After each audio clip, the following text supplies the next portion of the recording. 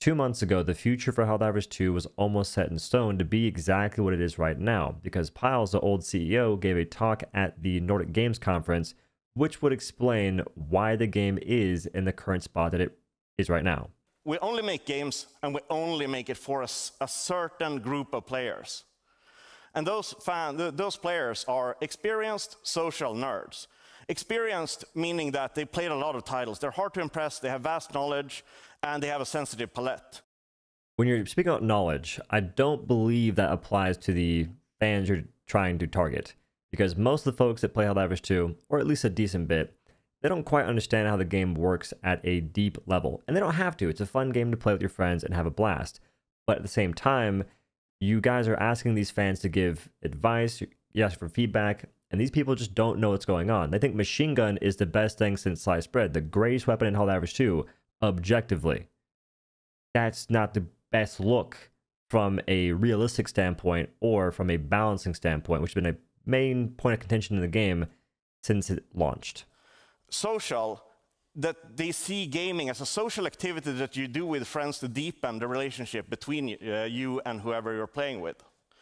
And they also decide what they're going to play based on what their friends are playing and if they can get their friends to play it. And lastly, nerds. I think we know something about nerds.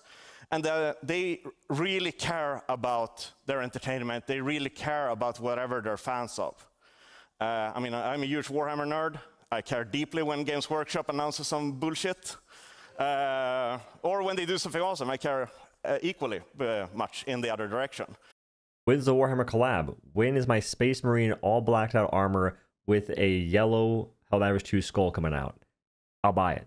I want it real bad. Which is a double-edged sword, as we have come to realize.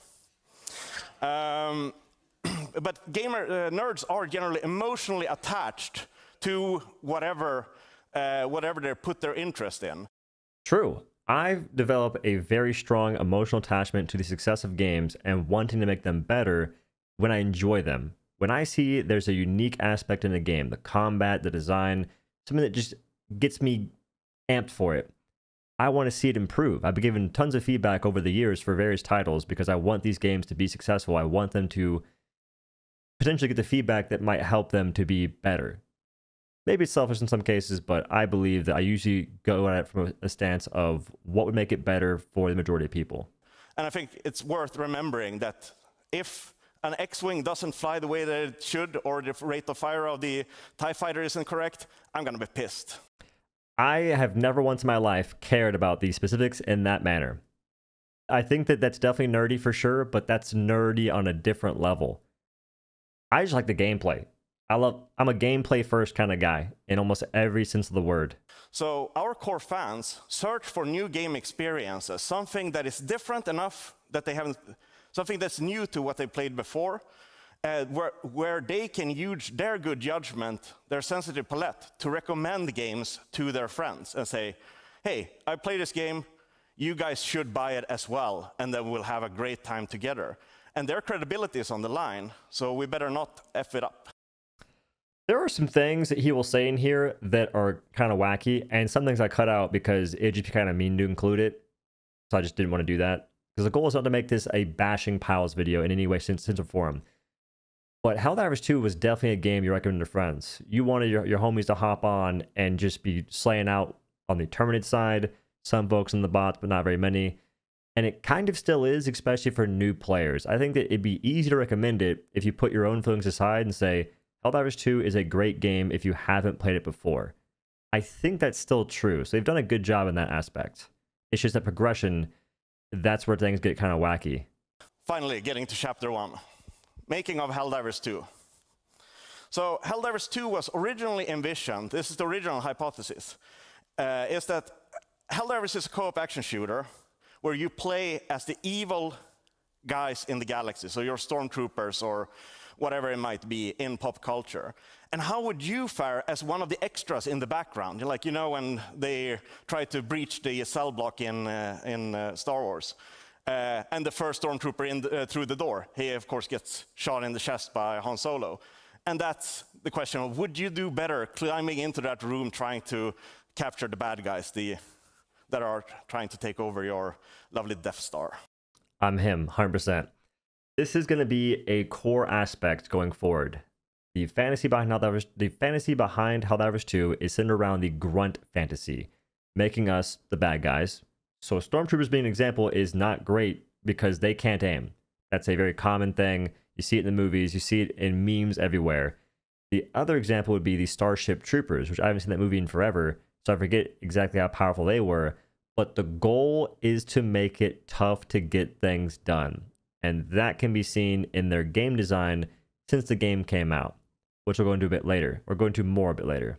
And then also, would you be able to survive in a galactic war without plot armor to protect you? It's really the question that we ask with Helldivers. And this then turned into the original vision for Helldivers, which is that we wanted to do as realistic of a take on what it would be to be in one of those squads of Stormtroopers or Starship Troopers, mobile infantry, or whatever pop culture grunts that you can imagine. The Helldivers is a realistic take on being a tactical squad of grunts in an unforgiving galactic resource war, where players together complete operations against alien forces. I was really hoping there'd be some horde mentioning here because we're facing hordes of enemies, but I guess that's not the intention. Maybe we're all wrong here, and the select few of gladiators are correct.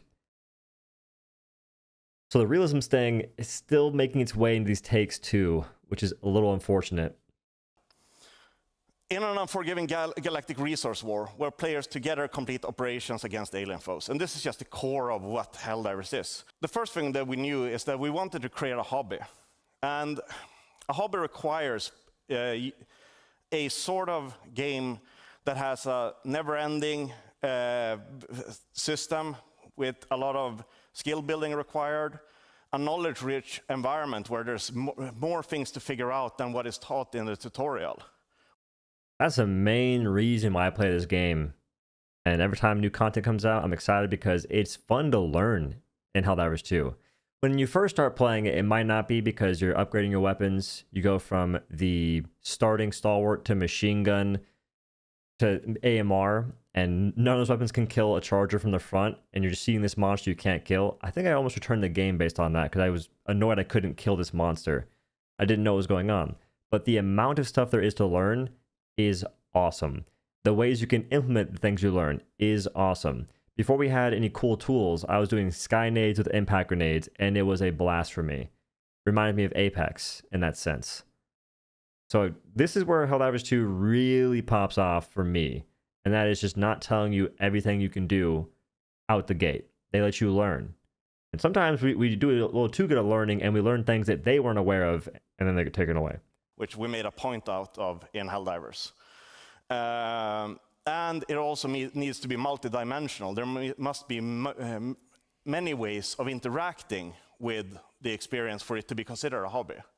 Like for instance, if I play golf, it's not about going on the course and playing golf in the regular way. I can go to the range and smack a ball and that flies off and that's fun. I can play various forms of golf, or I could peruse the online catalog of golf clubs. So it's a multifaceted approach that is required to create a hobby. On that note, I would say the different factions help players get their different ways of approaching the game. You have the automatons that play a lot different than the bugs, which they're kind of messing, they're muddying the waters in their separation, because the automatons have always had very meaningful weak spots. You can use multiple weapons to kill them. It felt pretty good.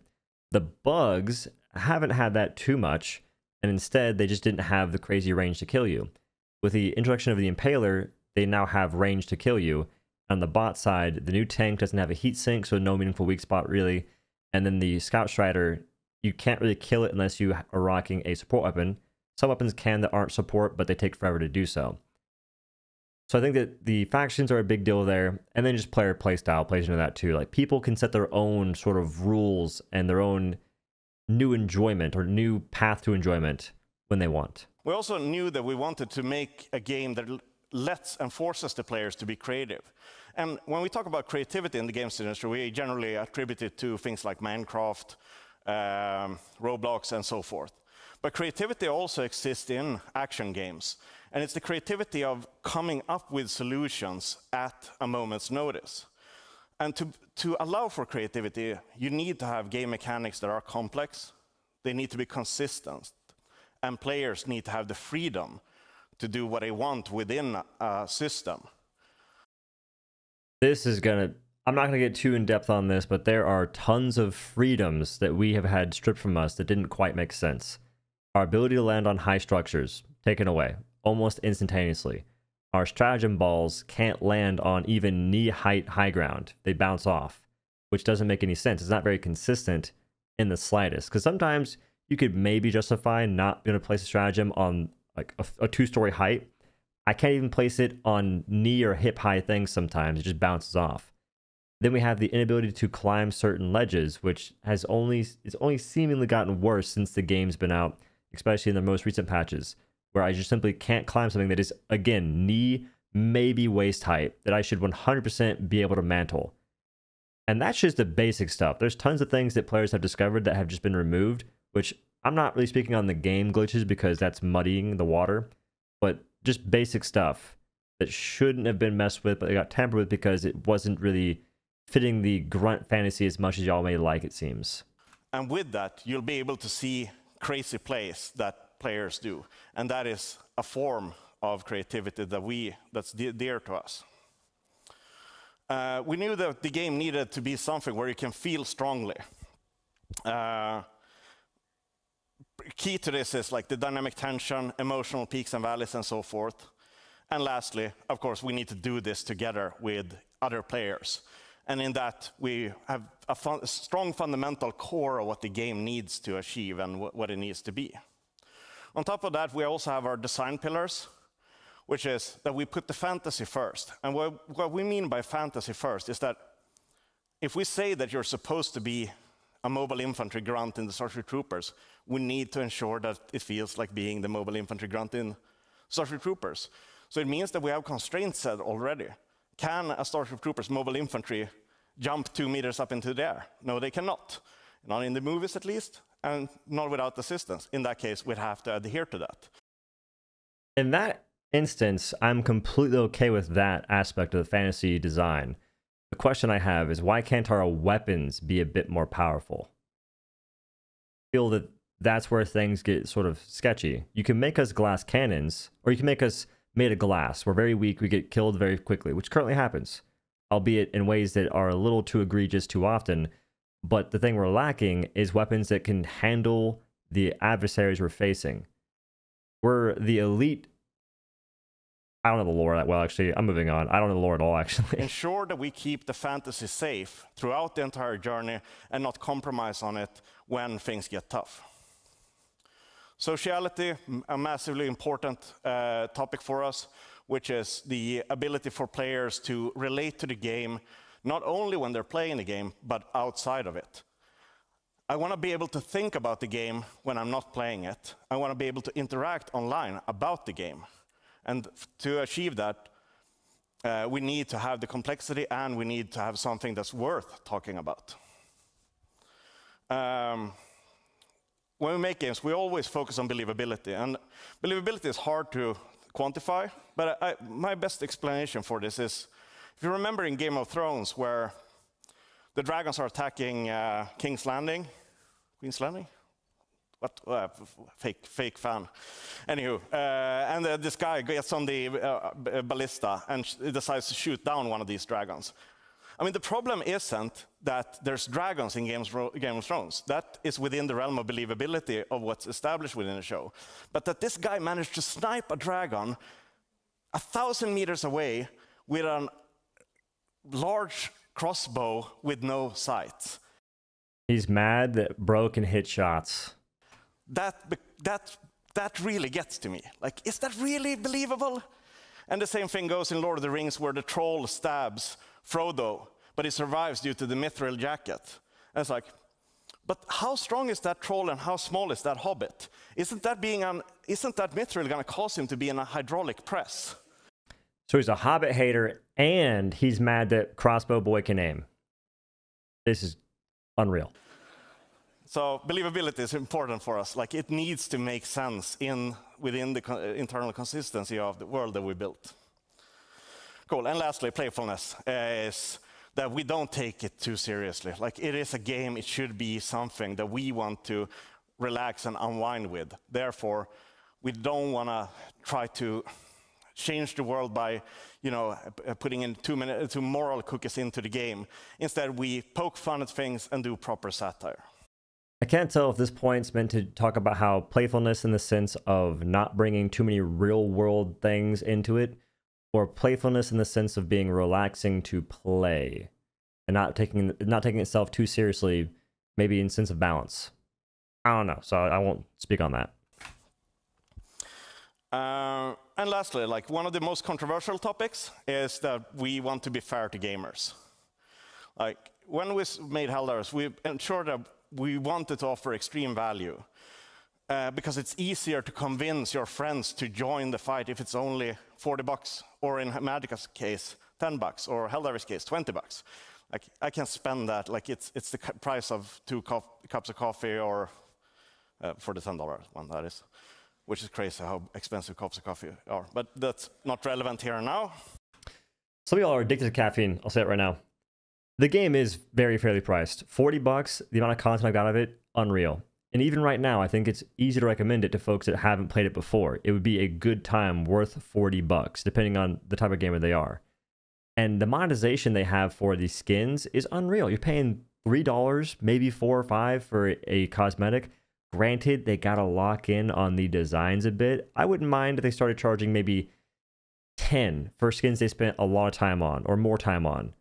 I'd be cool with that. Collab skins, for instance, so they had to do a collab deal and pay a company money to then make the skin. I'd be down with that, but $10 and below is a very fair price compared to so many other games. So for that, they get massive kudos. We wanted to create a collaborative community. So, and in the fairness of this, we wanted to avoid the toxic elements, because toxicity when just enjoying an entertainment product is something that is a plague on this industry. And therefore, we decided to never include any PvP in the game, because we want the game experience to just be somewhere where you can unwind and not end up in a situation where you get bullied or harassed. Folks be getting bullied and harassed on Super Helldive. Maybe not. Probably not that often. It is a blessing in disguise that they chose to not add PvP. The reason why they chose not to is kind of foolish. If you're wanting to escape toxicity, you are never going to do that.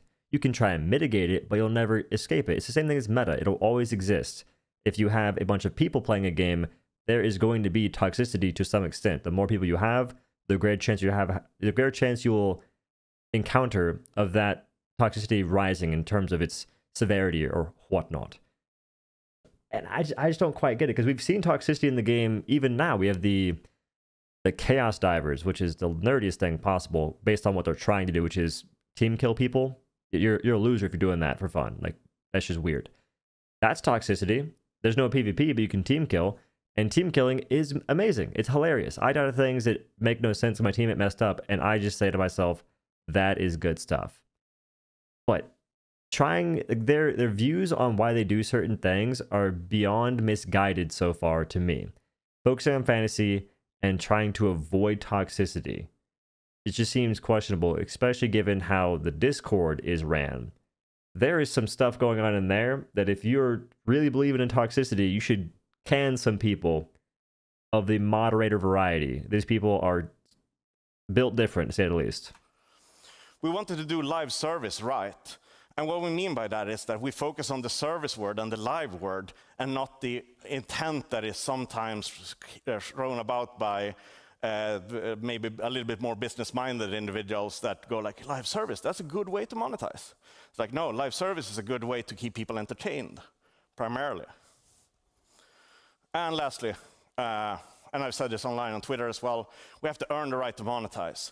So, and it goes into the other points, like, we need to build trust with the community in regards to the stewardship of what we're building, but also we can't charge $60 if we want the game to also have monetization. Therefore, we need to be fair to them and say, okay, we're offering a $60 title at $40. Cool. So, and all of this seems to have worked great, and maybe a little bit too well. So, because the question is, was it a successful launch? Well, I mean, 12 million in 12 weeks, pretty heck successful. But here's an actual, real picture of the Arrowhead server room the day of launch. Cool. And the problem with this is that we had a predicted peak concurrent user count of around 150,000 users. And the actual peak concurrent users were 750,000. And you don't have to be a genius backender to know that this is a problem. Launch week was a blur, but I do remember a little bit of wanting to play the game, sitting there going, let me in! And I just couldn't hop in the game. And always hearing them talk about the servers and trying to get things sorted out. And it is a tough situation to be in when these games are underestimating just how crazy the game can pop off, which they can't know for sure. I do wonder how much Sony helped out, and I imagine it's a lot, because things were tough on launch. When you make a game for 7 years, 11 months, and 26 days, you have a lot of unfinished content that you threw away at some point. And once we went to launch, the community were screaming out for more content, more. Luckily, we could reach into the seller and go like, well, this half-finished thing that we did 4 years ago, what if we polish that up and release that as a reward if they take this planet and so forth? So the fortunate side effect is that we had that unfinished content. And right now, like after we know that this seller that we have of content exists, we need to treat this carefully. We need to restock this seller in the future and ensure that it doesn't run out so we can keep up with the strong cadence. He mentioned unfinished products, or unfinished items, so to speak. That is definitely felt. And the issue that I have with a bunch of these stratagems they've released and the content they've put out since then that seem to be seller items, such as we'll go with anti-tank mines, airburst rocket launcher, and there's a few more. They just did not perform well and still don't. Airburst rocket launcher just is absurdly weak. The only reason why it can be seen as decent is based on things it does that probably aren't accounted for. One-shotting impalers and one-shotting chargers and charger behemoths. But the way you do it is just kind of wacky, because the gun is meant for chaff clearing, as far as I can tell. And if that was the only intention, it would just be an absurdly weak weapon. If it didn't have those bonuses, it'd be a joke. Right now, it's a joke, but at least it's kind of funny in some cases, and it also has some uses. The anti-tank mines are triggering off of Wilbur, the smallest monster in the game, divers as well. I could understand it if divers triggered it, but at least there was a set limit of what could activate it. Maybe a hive commander, or a hive guard, a brute commander, and not just a bunch of hunters and Wilburs. Because then, if anything can set it off, what's the point of being anti-tank? That's the issue with that right there. But it does seem like a bunch of weapons released and they're not in a good state. And that's probably mostly because they're weak and usually buggy at the same time. One of the strengths of Helldivers as an IP is that it's so easy to get into the role-playing aspects of it. Like, we had so many people. I mean, the meme game of the Helldivers community is extremely strong. And for us to just throw some gasoline on that is quite easy, and people keep posting more, keep re-engaging, and it becomes like a self-fulfilling prophecy of growth. Like, well, we say something, community talks about it, the game grows. And this has continued to this day, which is rather interesting and an interesting behavior to see. And I guess the learning from this is that people want to be part, but they need to understand what they need to be part of, or how they can be part.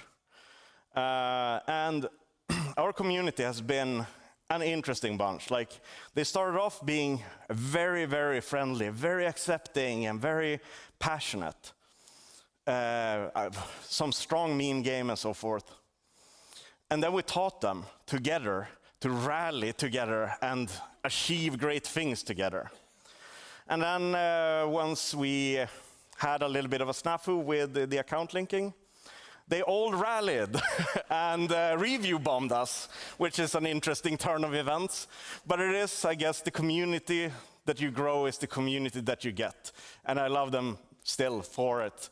And it is interesting to be known as one of the most downvoted games in Steam history. Where's that cape at? Where's that cape? I feel like we've earned it. We haven't heard any word on it. I'm a little confused.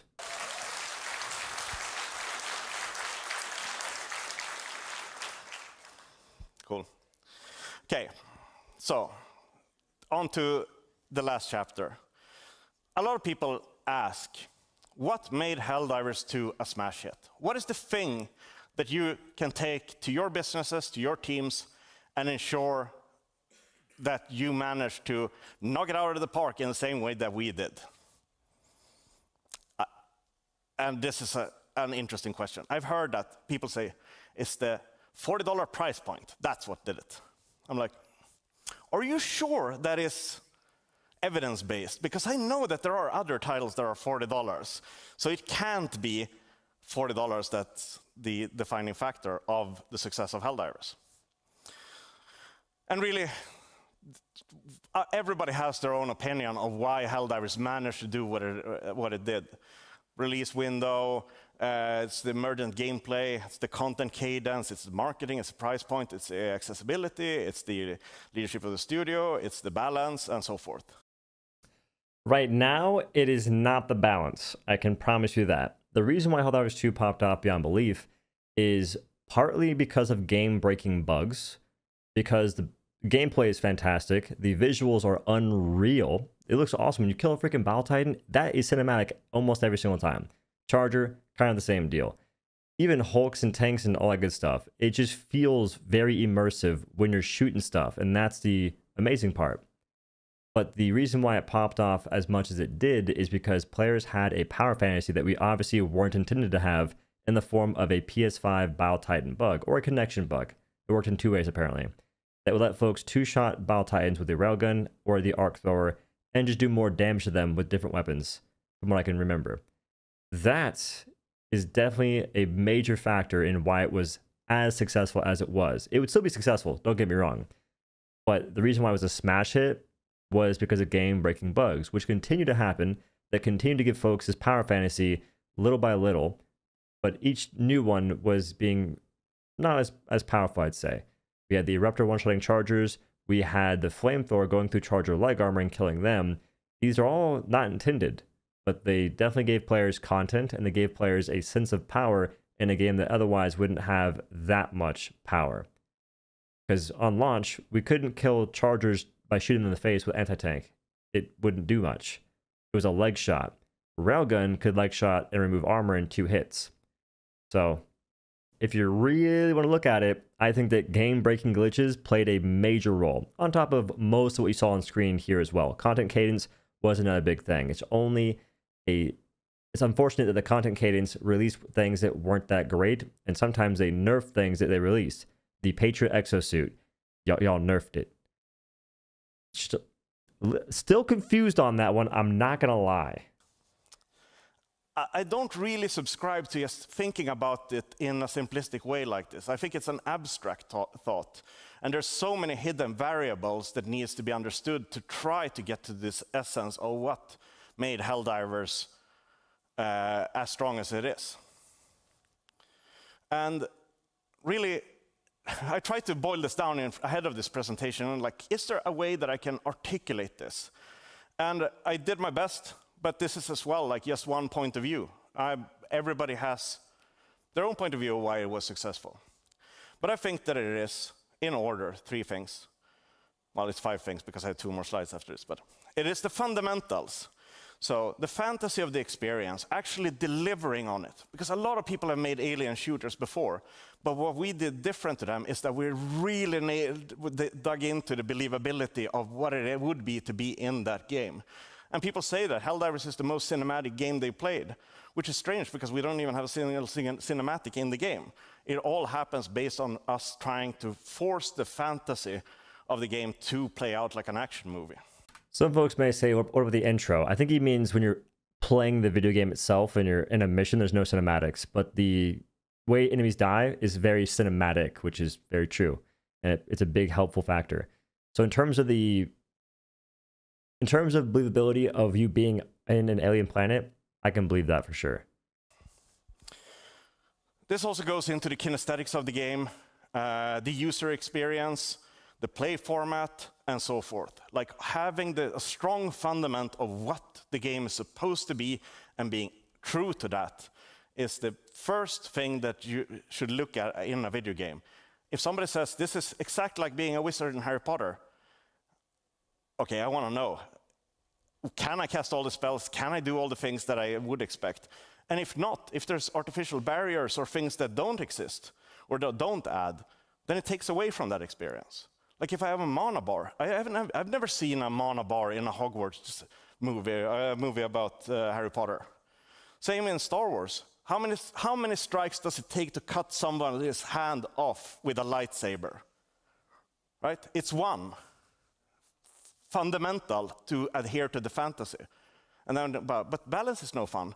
Well, yeah, fine. Balance it, but don't make it 2 strikes. I know that that's false, and now we're not making a Star Wars game anymore.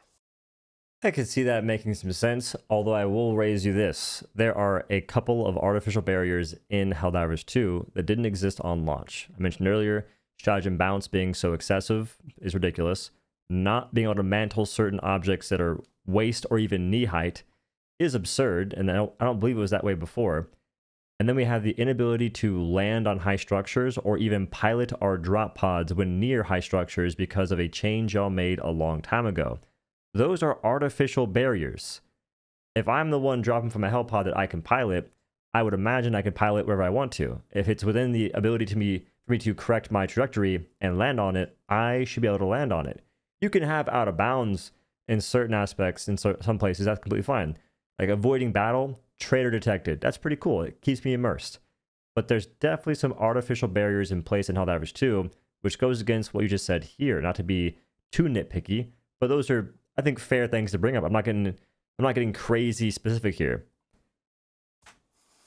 Secondly, is the style of the game. And the style comes from the studio mentality and philosophy.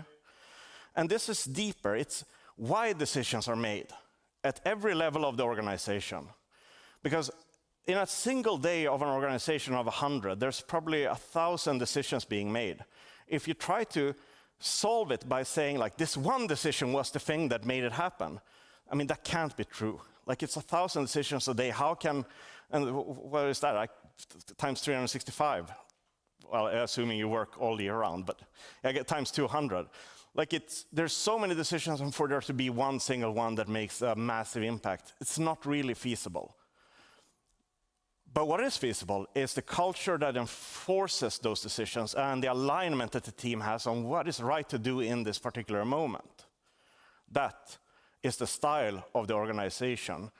And if you have a strong style that is appreciated by the community, that is something that's worth teaching to others and ensuring that it is adhered to. And for Arrowhead, it is our dumb analogies, our stupid jokes, our way of interacting with each other. We're a hugging studio. Everybody hugs. The murpiness of the studio, like the velocity of this particular anti-tank round, and it's such an important topic. And people can spend an entire lunch break arguing about pop culture. Like, and I know this is common stuff to a lot of game studios, but as long as it's common to the studio, that will also go into the game, because the game is a representation of those who made it. And the last thing is the features. The feature set, and this is the one that we all talk about, right?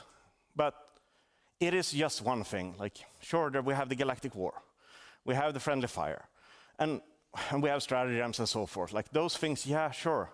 But those things are a result of the fundamentals and the style leading to the features. So just looking at features and saying, well, that's the feature, and if I take that into this game, then it will be the best thing ever. Which is, incidentally, also why it's so hard to do sequels on somebody else's work, because you don't have the two fundamental first things. Okay, so two more things, like the live service done right. I want to mention this because I know it's a big topic. We ask ourselves, what right does live service games have to exist in the games industry or as products? And it's easy to say, well, we'll earn more money by being able to drop a content pack here and there. It's like, yeah, but that's not a reason why any consumer would want to engage with that. The reason why live service is a good thing for the games industry, if done right, is that it is a continuous hobby that evolves and allows players to get more of the games that they love. I agree, 100%. I enjoy live services, or at least the idea of live services, if they can be done right. But to do a live service right, it's about the execution out the gate and the maintenance of said execution if it's received well initially, and improving upon that initial recognition to make it a continuous positive thing. Helldivers 2 has kind of not done that, I would say. But again, it's not necessarily their fault. They've always had these same views and values. It's just that the game-breaking glitches gave us a false representation of what this live service game would be like. And if you forget this when making a live service game, I think that it's a, I don't want to say that that's a problem, but it is a problem. I think that it's a problem. I've decided it is a problem. It's a massive problem. Okay, and secondly, or well, thirdly, I don't know, never count on stage, right? If you want to have monetization in the game, if you think that people buying new stuff in the game, I mean, it's a fair assumption, like a lot of products work like that, Magic the Gathering, Warhammer, etc., all work by additional purchases. But don't charge $70 upfront and then ask somebody, then nickel and dime people for skins. It's like, it just is wrong. So be kind to users and do live service right by asking yourself what is the value for the gamers in this game being live service, rather than what is good for the bank account.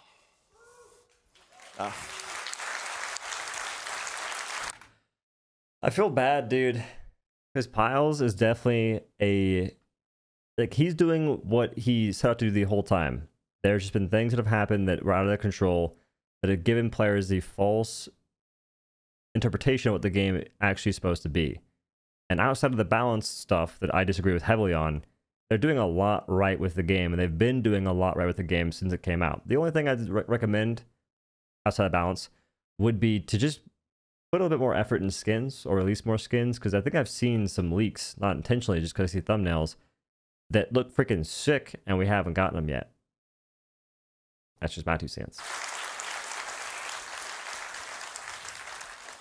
And this one now, big brain move, community. It's kind of like comms and unity, which is exactly like, I think, to be able to foster a live service environment, ensure that you're not afraid to talk to the fans. I mean, we're all nerds, we're all gamers, we're all hobbyists, fans, and we love to interact with the creators. I mean, that's what social media is. Of course there's assholes everywhere. 1% of the population is psychopaths, but don't let that stop you from interacting with the other 99% that are not assholes, or 98. I include some regular people that are not psychopaths that are also assholes. But be with them and enjoy the fandom. Enjoy interacting with them. And of course, sometimes people will get pissed, like when we force everybody to create a PlayStation Network account, and then the people get really pissed. But at that point, it's like, oh, sorry, yeah, that was a bad move by us. Can we move on now? Like, well, some folks still can't move on because for some reason there's still 180 countries you can't get the game in. I'm not sure why that's a thing. I'm not sure who's doing it, if it's Sony, if it's Helldivers. I don't know anymore, but it's ridiculous. It's funny that he said this, because back then the devs were more vocal in the Discord. Nowadays, it's almost like a ghost town. But then again, I haven't been in the Discord because it's just not really a place where thoughts can be, you can't really have a meaningful conversation in the Discord or even on Reddit for Helldivers 2 because the people there are just not, they're not normally, I would say that much. But I would definitely wager the devs have been less vocal since this talk was given, as a direct result of the backlash they'd always experienced based on what they were saying, which is unfortunate because this is a game that was a bit more communicative with the community than most games would be. And now it's kind of gone, given the trend it's gone, given the way that Helldivers 2 has pathed. An apology doesn't mean that you devalue your own brand as an organization. It just strengthens you. And is it risky? Yeah, of course it's risky.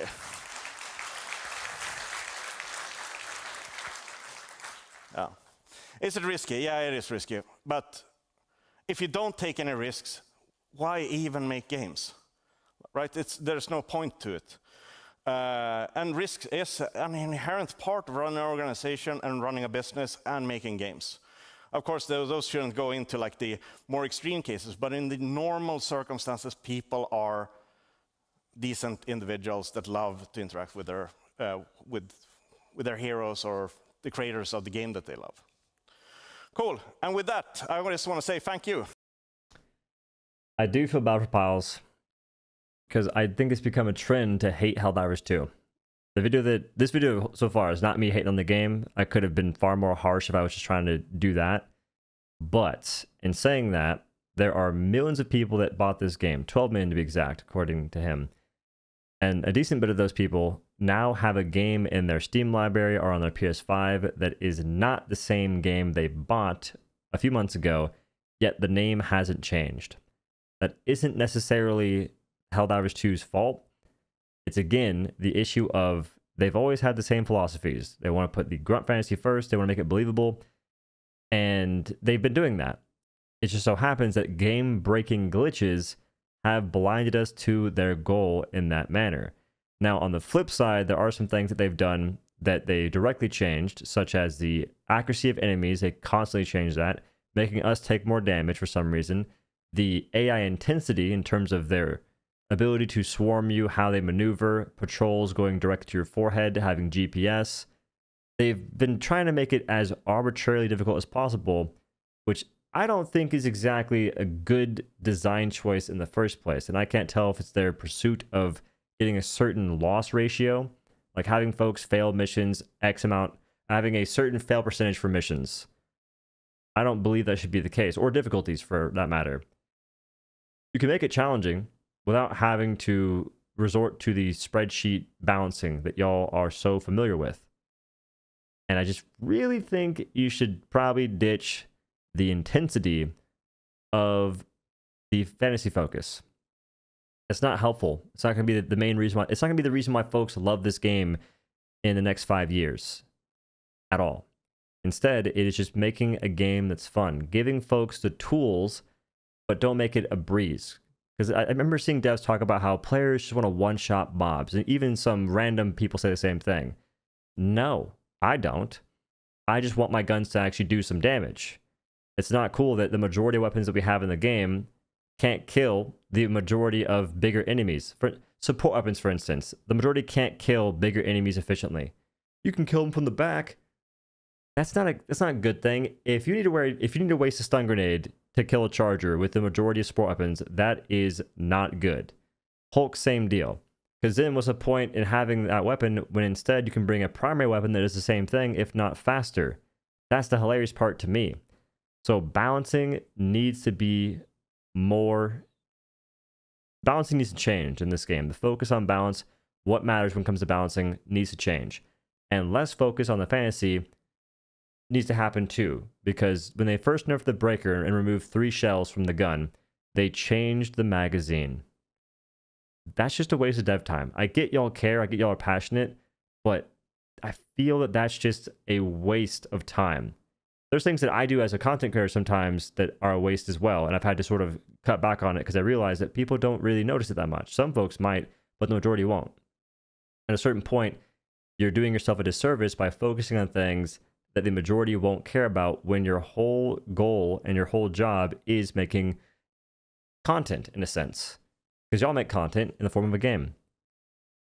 So this TED Talk, or whatever I'm going to call it, was definitely enlightening, but still perplexing because there's some hypocrisy involved in some aspects.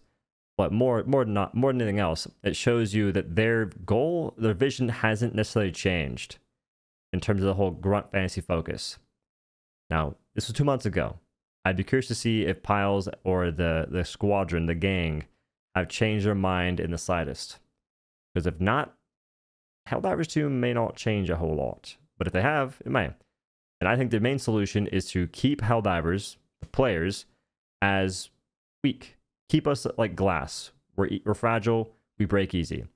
But make our weaponry strong. Not overpowered, but just make it better than it is right now. There's breakpoints involved in the game. They're a very easy way to see what you should be doing and to get a better view of how things could fare if you just change stuff around. I think that's the pathway forward. So make us glass cannons, but emphasis on the glass and don't go crazy on the cannon part. That's my advice. Anyway, that's the video. Thanks for watching. Have a good day. Peace.